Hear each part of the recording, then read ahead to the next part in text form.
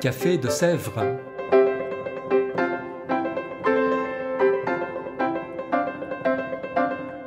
Au Café de Sèvres, on discute philosophie et théologie.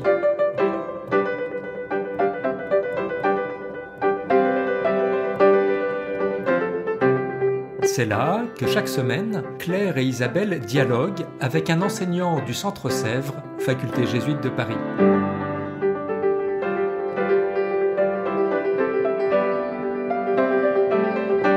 L'émission d'aujourd'hui est animée par Claire Chastel.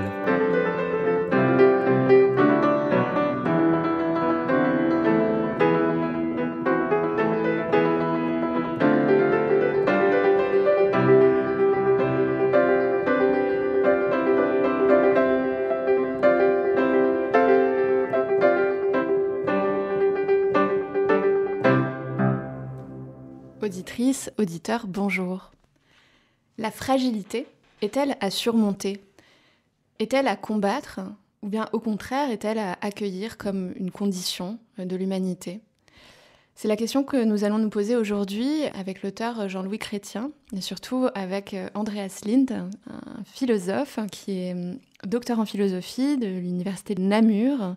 Il est enseignant en ce moment en métaphysique et philosophie des religions à l'université catholique portugaise. Il est diplômé aussi en théologie et en philosophie. Il est aussi titulaire d'un master en économie à l'Universidade Nova de Lisboa. Andreas Linde, bonjour. Bonjour Claire. Merci pour l'invitation. Andreas, qui est du coup Jean-Louis Chrétien ? Qui est cet auteur ? Qui est ce philosophe ? Alors, Jean-Louis Chrétien a été surtout un historien de l'histoire de la philosophie, mais aussi un philosophe. Il est mort en 2019, à l'âge de 66 ans, donc assez jeune, un Parisien. Il a vécu presque toute sa vie ici à Paris. Il n'a pas beaucoup voyagé, donc c'était quelqu'un qui avait, on peut dire, une vie un peu, une vie de moine, dans un certain sens. On peut dire qu'il est un philosophe un peu à marge des grands courants de la philosophie contemporaine. Il est très littéraire aussi, avec une ses positions sont très nuancées en général, très raffinées dans l'écriture. Il est aussi très fin. On peut dire qu'il se situe dans ce mouvement de tournant théologique de la phénoménologie française, une expression qui vient de Dominique Janicot en 1991, qui était à cette époque-là une critique de ce tournant. Et donc, il cherche aussi à faire ce qu'il appelle une phénoménologie de la prière, une phénoménologie de la promesse, toujours pour montrer que l'être humain se réalise dans une ouverture à ce qui n'est pas réductible au monde, à la dimension intramondaine. Quelque chose, dans les gestes de l'homme priant, dans les gestes de l'homme qui croit à la promesse et de la fidélité, il y a toujours ce mouvement à un certain au-delà, disons, qui nous réalise. Donc, son dernier livre qu'il a publié en vie s'appelle Fragilité. C'est le sujet du cours, le sujet principal du cours que je viens donner ici au Centre Sèvres. Et son dernier bouquin qu'il n'a pas achevé, qui reste inachevé, je ne sais pas si ça va paraître, probablement oui, s'appelle Absence. C'est aussi intéressant. Les deux derniers travaux de Jean-Louis Chrétien ont pour titre Fragilité et Absence. C'est très intéressant ça. Et du coup, pour justement cette question de la fragilité, même si l'absence, j'imagine, va rejoindre un peu cette question, comment il travaille cette question de la fragilité ? Qu'est-ce qu'il veut en dire ? Alors, d'abord, il va montrer que le mot latin, fragilitas, pour lui est préférable que le mot grec, asténos. Parce que, tandis que le mot grec dit ce qui est la fragilité par un manque, par ce qui lui manque, asténos, ce qui n'a pas de sténos, de force. Le mot en latin, fragilitas, est un mot qui permet de décrire la fragilité comme quelque chose de positif. Une chose dans sa positivité même, disons. La fragilité comme un phénomène qui a une consistance ontologique, on pourrait dire comme ça, le mot. C'est intéressant que c'est un mot qui n'apparaît pas dans la Bible, même s'il est très présent dans la tradition chrétienne, notamment dans les auteurs chrétiens, latins, tels que saint Augustin et saint Ambroise aussi, qu'il commente. Donc il va privilégier cette tradition latine.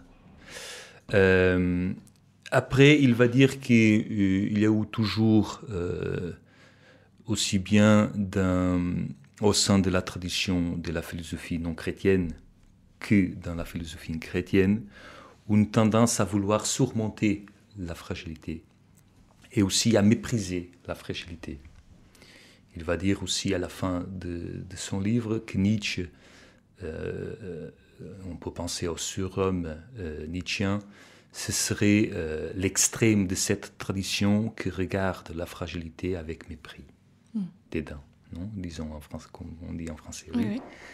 Et alors, pour lui, il y a une tendance qu'on peut dire stoïcienne, du côté chrétien pélagienne aussi, de surmonter la fragilité par la force de la nature. Il y a aussi une tendance, on peut dire, un peu janséniste, de surmonter la fragilité par la grâce de Dieu, mais on va regarder cette nature humaine fragile avec mépris. Tandis que c'est une condition, fragilité veut dire ce qui peut briser, la fêlure, qui permet cette ouverture à quelque chose qui dépasse l'ordre où nous sommes, on peut dire l'ordre de la contingence, de l'immanence pure, et aussi qui permet la communion entre des êtres fragiles. Et donc cela veut dire que la fragilité n'empêche pas que la vie s'épanouisse. Comment il va développer cette question du point de vue vraiment philosophique, si je puis dire? D'une certaine façon, on peut dire, phénoménologique, il va décrire les phénomènes du fragile, où la fragilité se révèle, aussi bien des choses matérielles, disons, que des êtres humains. Et donc, les ruines qui montrent la fin des grandes civilisations, une œuvre d'art qui disparaît, la beauté de ce qui est fugitif, des événements uniques qui nous touchent, qui nous marquent. Et donc, après, il va voir l'image du verre, comme une image qui figure bien cette fragilité, de l'argile aussi, ce qui peut être, disons, modelé, oui. Et aussi une image très belle que les poètes baroques ont employée de la bulle du savon, comme un enfant qui souffle et crée une boule de savon. C'est une image belle parce qu'elle peut être envisagée comme une force qui se déploie dans la fragilité.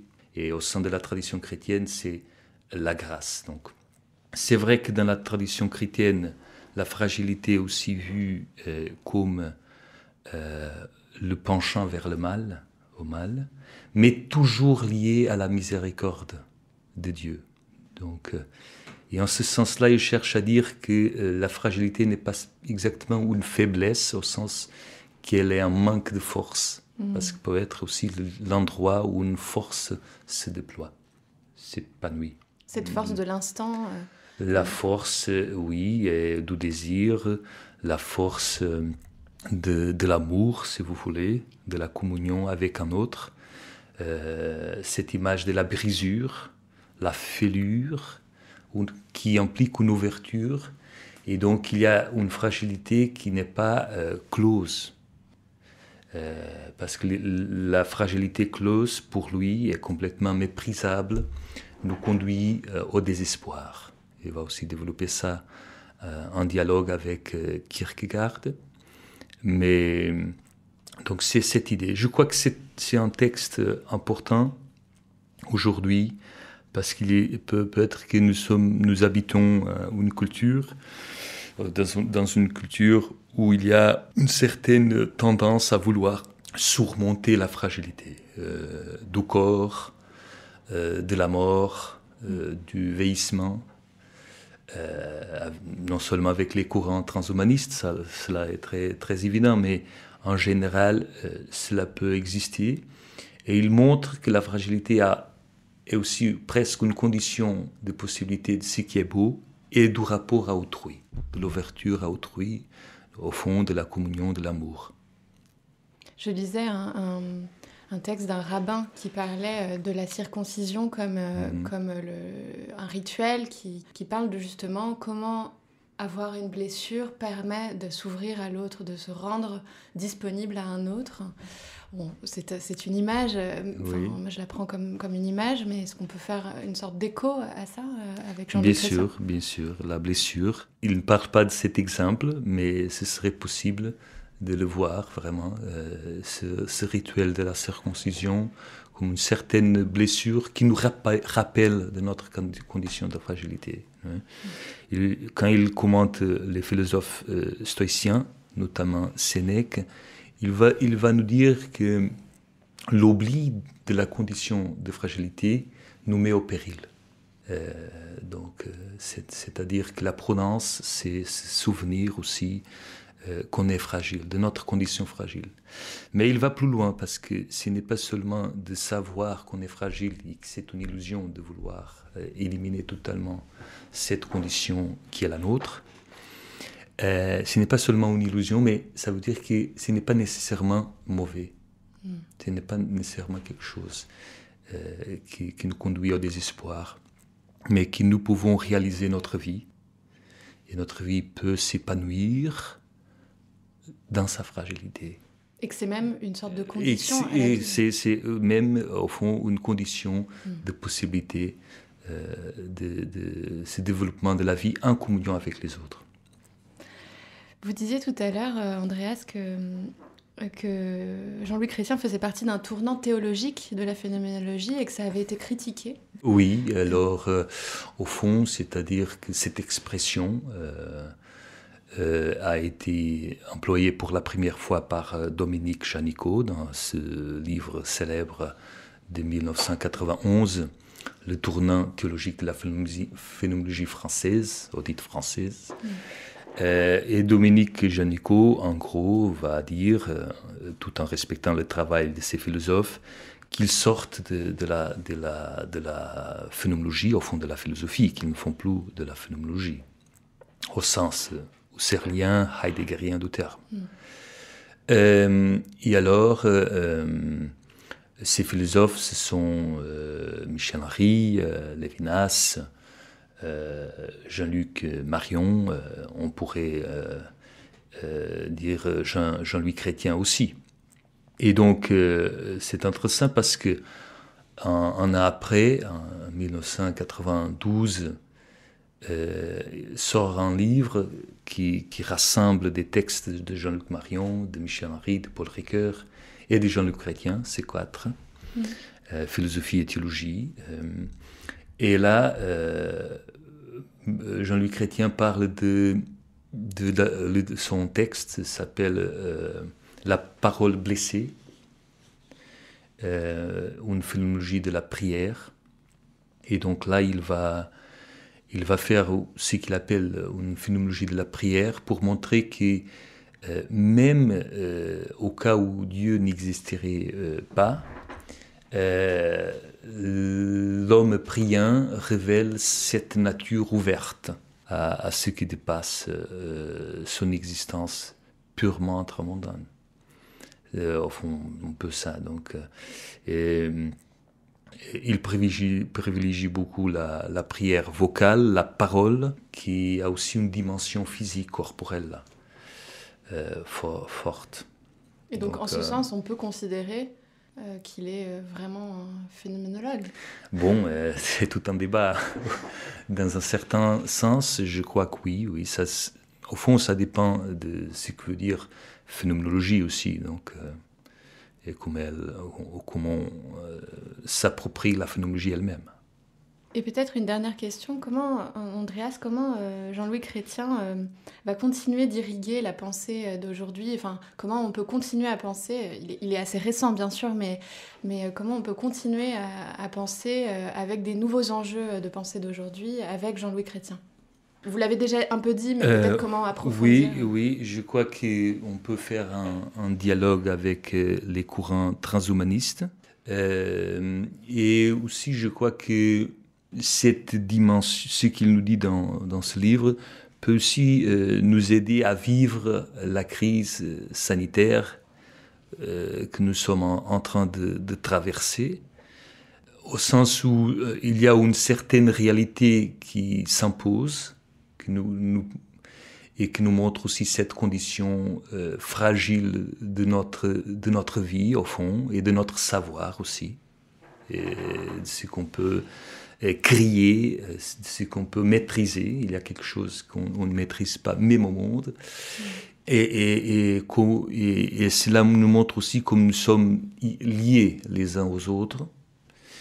Et je crois que tout ce qu'il nous dit ici dans ce livre pourrait nous aider à vivre et à lire l'événement de la pandémie que nous sommes en train de subir encore un peu. C'est la raison pour laquelle, d'ailleurs, j'ai choisi ce livre pour le cours. Ne pas vivre tout ce que nous vivons aujourd'hui collectivement comme seulement une fatalité, mais peut-être y voir... Comment nous pouvons déployer notre existence, notre vie, dans ce contexte de fragilité. Ce sera toujours possible. Merci beaucoup Andreas Lindh. Merci beaucoup Claire pour l'invitation. Et donc votre cours sur Jean-Louis Chrétien s'achève là. S'achève aujourd'hui, cet après-midi. Merci beaucoup et puis à une prochaine. À une prochaine, merci.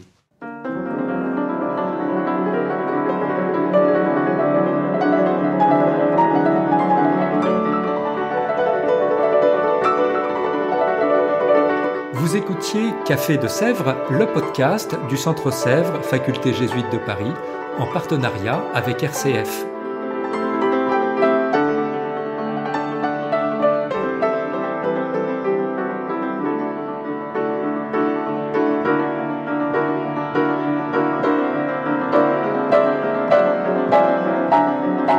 Pour ne rater aucun épisode, abonnez-vous sur votre application préférée.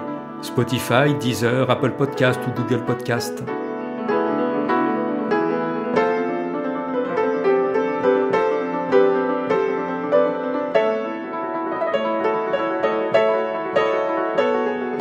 Et sur notre site internet www.centresèvres.com, découvrez l'ensemble de nos cours et conférences en philosophie et théologie.